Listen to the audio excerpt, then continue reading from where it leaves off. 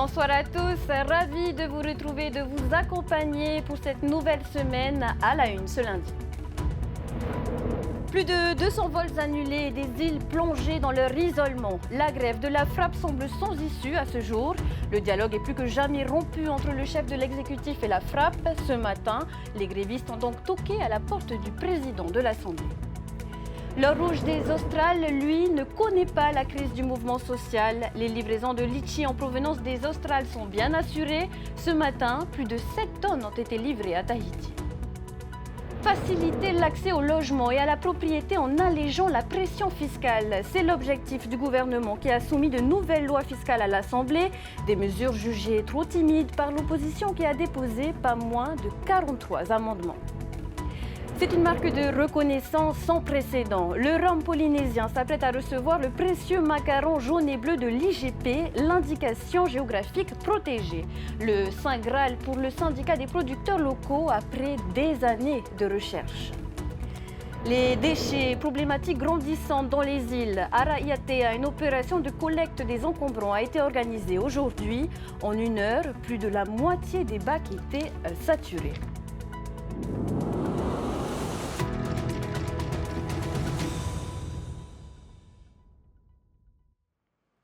Ils y étaient vendredi comme ce matin dès 7 h. Les grévistes de la frappe ont repris place devant les grilles de la présidence avant de rejoindre l'Assemblée. Le président de l'institution les a reçus, mais cette rencontre n'a apparemment pas eu l'effet escompté. Les explications de Nicolas Pérez et Mérité Atto. Plus de 200 grévistes de la frappe ont convergé ce matin vers l'Assemblée de Polynésie. Si le dialogue est rompu depuis vendredi avec le président du pays, les représentants de la fonction publique territoriale se sont tournés vers le président de l'Assemblée, Anthony Géros. Un interlocuteur qui a rapidement donné son accord pour les recevoir. Je pense l'avoir rencontré déjà une demi-douzaine de fois et ça a toujours été dans des conditions très cordiales et voilà, vraiment un état d'esprit d'ouverture. 1 heure de réunion aura permis à la délégation d'exposer ses revendications. À la sortie, le leader de la frappe était visiblement satisfait. Il a été très sensible à nos explications, à nos interrogations et il nous a assuré qu'il tiendra un comité de majorité cet après-midi pour soumettre la question à l'attention des élus du pays. Voilà. Un comité de majorité censé recueillir les avis sur les principaux points de blocage afin de se prononcer. Il y a beaucoup d'idées reçues sur ce mouvement de grève. On dit que c'est la grève des pompiers, mais c'est faux. C'est la grève de la fonction publique polynésienne. On dit que tout ne tourne qu'autour de ce point d'indice, mais je rappelle qu'il y a 18 points de revendication. Et dans ces 18 points de revendication, il y a aussi le droit des fonctionnaires à se soigner décemment, à pouvoir faire en sorte que leurs enfants puissent se soigner décemment. Pour ce leader syndical, l'espoir du retour au dialogue avec le gouvernement est essentiel pour sortir de l'impasse. Alors moi, ce que je peux vous dire, c'est que j'ai constaté que le ministre de la fonction publique était une personne très ouverte, très constructive. Mon ministre de tutelle est lui aussi une personne accessible.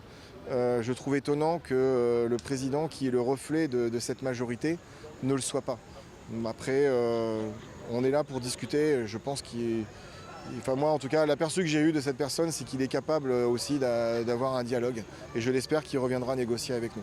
En fin d'après-midi, le député Tematei Le Gaïc annonçait sur ses réseaux sociaux que le comité de majorité soutenait l'action du gouvernement et invitait la frappe en responsabilité à rejoindre la table des négociations pour finaliser la sortie de grève. Une conclusion qui ne devrait pas réjouir les représentants de la fonction publique territoriale. Conséquence de ce mouvement social, des milliers de personnes dans l'attente et des annulations qui s'envolent. Dans les archipels, la situation se complique. Un service minimum est cependant assuré, d'autant que les vacances scolaires débutent en fin de semaine. On fait le point avec la compagnie Air Tahiti dans ce reportage de Thomas Chabrol et Heimanu Manutei. L'activité aérienne mise à mal en raison du conflit social. Les conséquences de la grève se poursuivent. Depuis vendredi, Air Tahiti annule des rotations. 250 vols n'ont pas pu être opérés. D'accord, oui, ça a été annulé. Et tu as reçu un message de reprogrammation, non, pour le 21 décembre. Des perturbations qui concernent 4200 passagers, dont 800 touristes. La compagnie planche sur la programmation des vols dans le cadre d'un service minimum car l'inquiétude monte concernant les 1200 élèves à transporter d'ici la fin de la semaine, avant la fermeture des internats. Donc il y a un service minimum qui est établi entre le pays et les pompiers et nous allons essayer de faire en sorte de mettre en place ce service minimum pour rapatrier les élèves en priorité. Néanmoins, on sait d'ores et déjà qu'il n'y aura pas assez de vols minimum pour rapatrier tous les élèves, ça c'est sûr. Habituellement, la compagnie domestique assure 3 vols quotidiens vers les Marquises. Avec le service minimum, ce sera uniquement 3 dans la semaine. Sans avion, les navettes maritimes prennent le relais. Au Tuamotu, pour rejoindre Tikeo ou Mataiva depuis Rangiroa, pas d'autre choix que de prendre le bateau en speedboat ou à bord de la navette communale. À Mataiva, une quarantaine de touristes et des résidents sont repartis hier dans des conditions de mer difficiles. En temps calme, c'est prévu 4 heures de voyage entre Mataiva et Rangiroa. Malheureusement, hier, avec le mauvais temps et tout, ils ont fait plus de 5 heures. Il y avait beaucoup qui avaient le mal de mer, donc ça a été difficile pour eux d'accepter le fait de prendre un bateau pour rentrer à Rangiroa et continuer sur Tahiti. Sans prévision pour un retour à la normale, les annulations de séjour tombent aussi dans les pensions de famille de l'atoll de Mataiva. Les îles sont pénalisées et encore plus isolées que d'habitude. Même scénario aux Marquises ou aux Australes. Des élus de ces 2 archipels n'ont pas pu venir participer à la dernière séance de la session budgétaire de l'Assemblée. Et il y a un sujet important à parler au nom du groupe, la prérogative, et notamment sur les collectivités, notamment sur le FIP.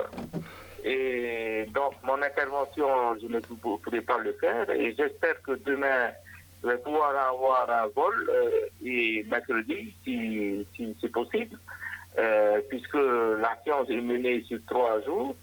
C'est ce qu'on me dit et s'il n'y a pas de possibilité, ben, ce serait vraiment dommage. Entre le transport des élèves, des résidents et des touristes, la pression pèse sur les ailes d'Air Tahiti. L'annulation des vols entraîne une perte de 200 millions de francs par semaine. Et de son côté, la compagnie Air Moana a annoncé l'annulation des vols au départ et à destination des Marquises demain mardi. Pas d'impact de cette grève en revanche sur les vols tout cargo. Ce matin, plusieurs tonnes de litchi en provenance de Tubuai ont été débarquées à l'aéroport de Tahiti-Fa'a.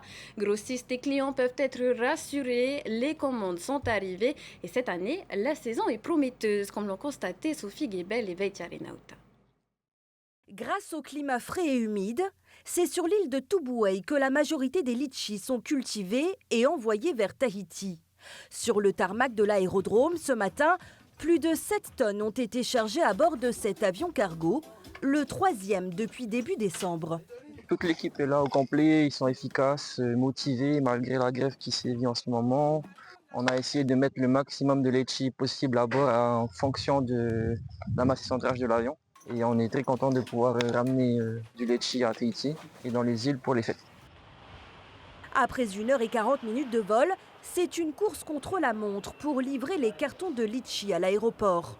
Le produit est périssable, alors il faut faire vite. Au service fret, particuliers et grossistes attendent avec impatience leurs commandes. Alors moi j'ai pas beaucoup, hein. 500 kilos, ça va. Hein. On a été les premiers servis du coup tranquille, en plus c'est le copain du coup ça va. On est bien quoi, quand ça vient quoi. Hein. Alors j'ai que 1 tonne 2. 1 tonne 2 c'est quand même beaucoup. Voilà, il y a 240 cartons. En fait ça vient de Tubuai à la famille. Et ici c'est moi qui s'occupe pour la vente. Quoi. Et ça tombe bien, on approche des fêtes de Noël, ben, les gens ils ont besoin un peu de fraîcheur de Tubuai quoi.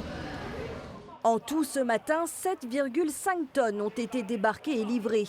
Les avions cargo qui peuvent poursuivre leur rotation malgré la grève des pompiers d'aérodrome. Comme on ne transporte pas de passagers, donc il n'y a pas d'impact à ce niveau-là. Hein. C'est quoi les mesures Pas besoin de pompiers pour les vols tout cargo.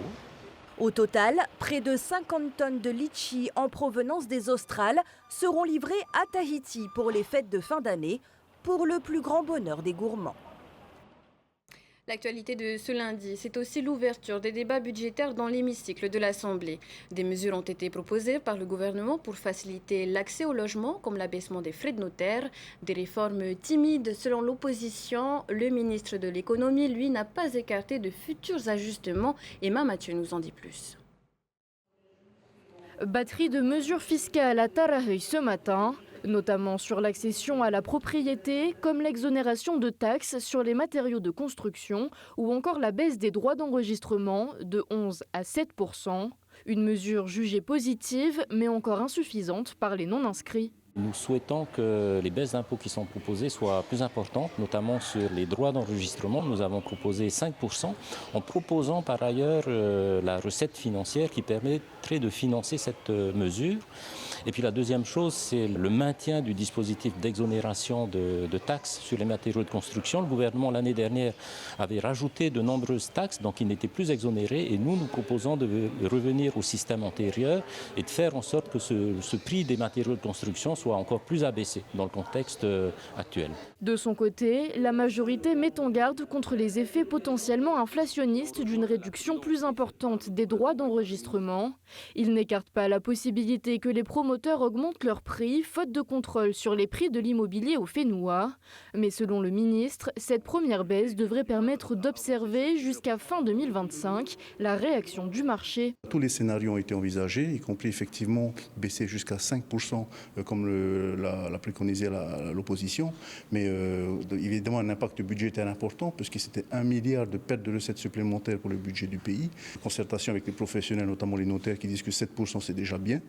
Donc je voudrais effectivement faire une première expérimentation à 7%, voir comment se comporte le marché et puis envisager pourquoi pas en effet un abaissement supplémentaire dans les années qui viennent. Le Tapura Huir Atira dénonce un budget pas assez social par rapport aux promesses de campagne du gouvernement et des mesures pas suffisamment fortes, d'où la quantité d'amendements déposés par l'opposition, 43 au total. On a en face de nous des propositions qui sont comme un peu de la poudre aux yeux. Quand on lit la proposition, ça nous emballe.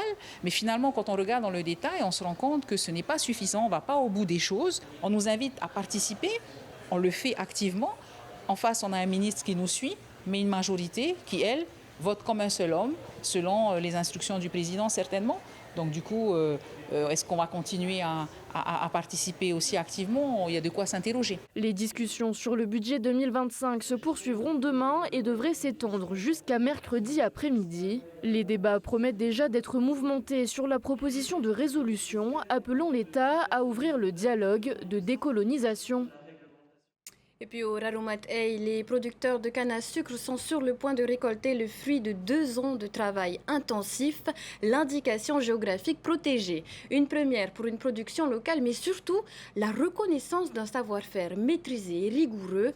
Réunis en assemblée générale vendredi à Taha, ces professionnels se disent prêts à porter haut l'image du rhum polynésien. Leur Philibert, Jessica Doucet.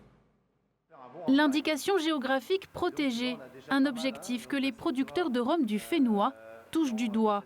10 ans après avoir réhabilité la canne à sucre en Polynésie et 5 ans après s'être groupés en syndicat, les producteurs sont en passe d'obtenir le macaron jaune et bleu, la reconnaissance d'un savoir-faire unique. Aujourd'hui, on a vraiment le sentiment qu'on approche du but pour l'obtention de cette IGP. Pourquoi ? Parce que déjà, ça fait un petit moment qu'on travaille dessus, on a une bonne entente entre nous, on a abouti donc à un cahier des charges complet sur lequel on est tous d'accord.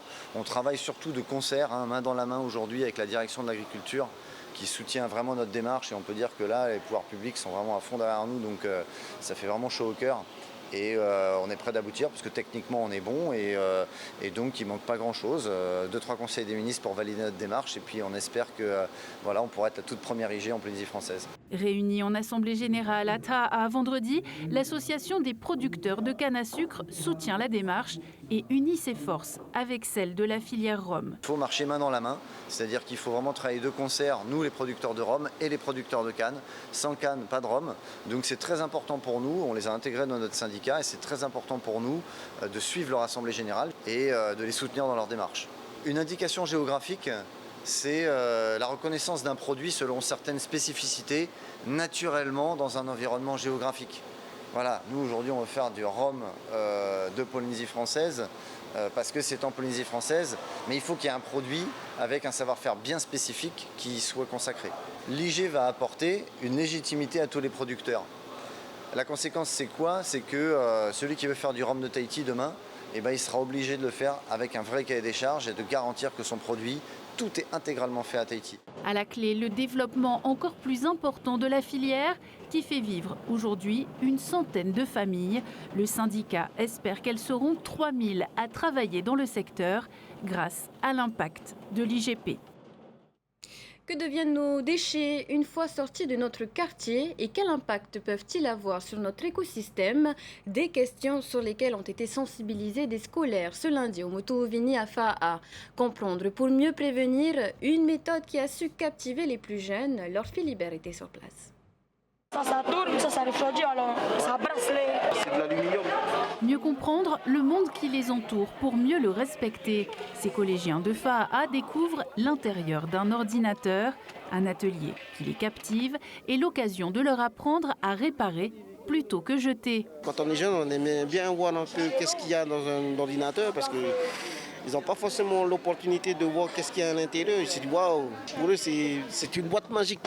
Le message avec aujourd'hui, c'était de dire aussi à ces jeunes-là que vous voyez toutes ces matières, tout le matériel informatique qu'on a, tous les téléphones. En fait, ce sont des jeunes, des enfants qui travaillent dans les mines. Hein. C'est de les faire comprendre, en fait, de prendre conscience que voilà, matériel informatique, que ce soit téléphone ou autre, c'est pas un jeter n'importe comment.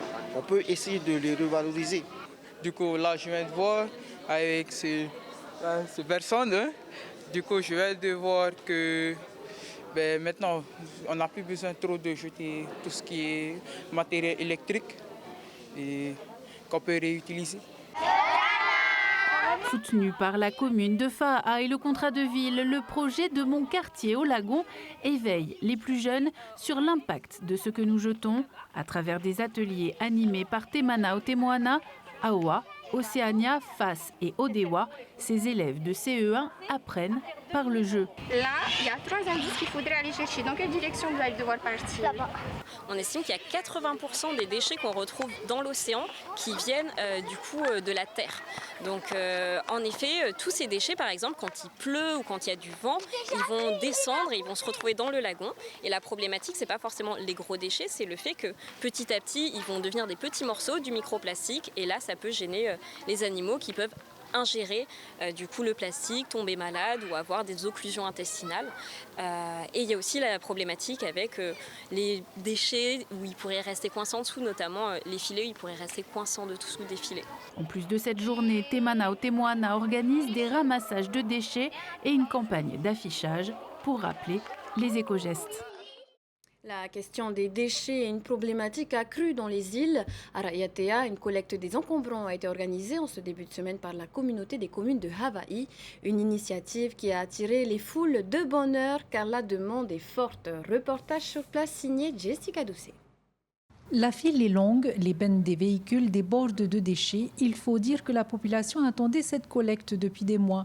Certains sont arrivés de très bonne heure. Nous, on était déjà là à 6 heures. Il y a du monde quand même, mais là, on attend. Là, on a entendu qu'il n'y a que 9 bacs. Maintenant, je ne sais pas si ça va tout rentrer, tous ces peu là-dedans. Il faut se dépêcher. Les premiers arrivés seront les premiers à décharger. Autrement, tu seras là encore à midi, à poireauter. 7h30, l'opération de dépôt peut commencer. Les véhicules sont autorisés à se rapprocher des bennes. Mais face à la présence massive de la population, les Tavanas ont dû s'organiser pour garantir le bon déroulement de l'opération. C'est à compte-gouttes que vous faites entrer les voitures? C'est pour canaliser un peu les gens. Vous voyez toutes les voitures qu'il y a là. Donc on a trouvé ce système pour canaliser la population et les voitures. On a vu l'engouement de la population. Comment vous allez gérer la situation? Il y a 9 bacs. Une fois que les 9 bacs sont remplis, on ne peut pas faire plus. Pendant que les uns déchargent leurs déchets, les autres patientent dans leur véhicule en espérant avoir encore un peu de place dans les bennes pour y déposer leurs encombrants. La patience est une vertu. Il y en a qui se plaignent parce qu'il y en a qui sont déjà partis, alors qu'il y en a qui attendent depuis déjà 3 heures du matin. Et il y en a qui viennent d'arriver il y a 30 minutes et eux, ils sont déjà partis. Donc du coup, il y a un sentiment quand même d'injustice en fait. Un petit cafouillage.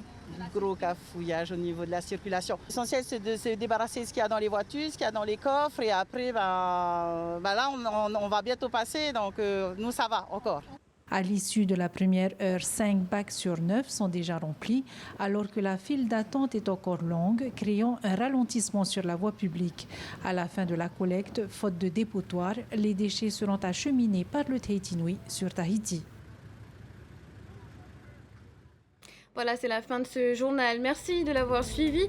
Ce soir, profitez de votre série HPI avec 2 nouveaux épisodes de la saison 4. Passez une excellente soirée sur TNTV. Retrouvez ce journal en replay sur notre site internet et notre application mobile TNTV.